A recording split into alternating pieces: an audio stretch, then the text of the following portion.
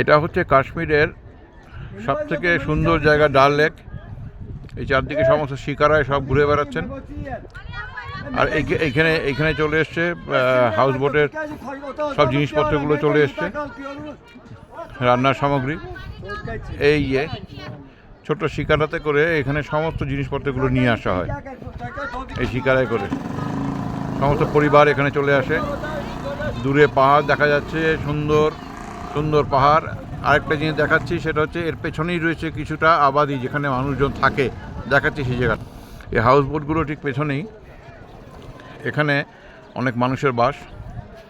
এই হাউস বোটগুলো পরপর রয়েছে এখানে, পরপর সমস্ত লাইন দেওয়া।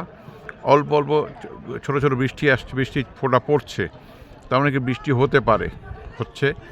এই বৃষ্টির মধ্যে জিনিসটা খুব একটা খারাপ হবে না বলে আশা করা যায়। খুব ভালো লাগবে।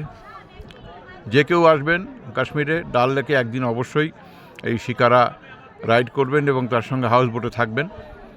এই হচ্ছে একটা হাউস বোট, ঠিক এই হাউস বোটে আমরা থাকছি এইখানে। তবে হাউস বোটগুলো সাধারণ বাড়ির মতো নয়, সবগুলো হয়তো নয়, কিন্তু আমাদের ভাগে যেটা পড়েছে সেটাতে সেরকমই আসে। দেখুন এখানে কি সুন্দর পদ্ম ফুলের গাছ, পদ্ম ফুল এখানে হয়।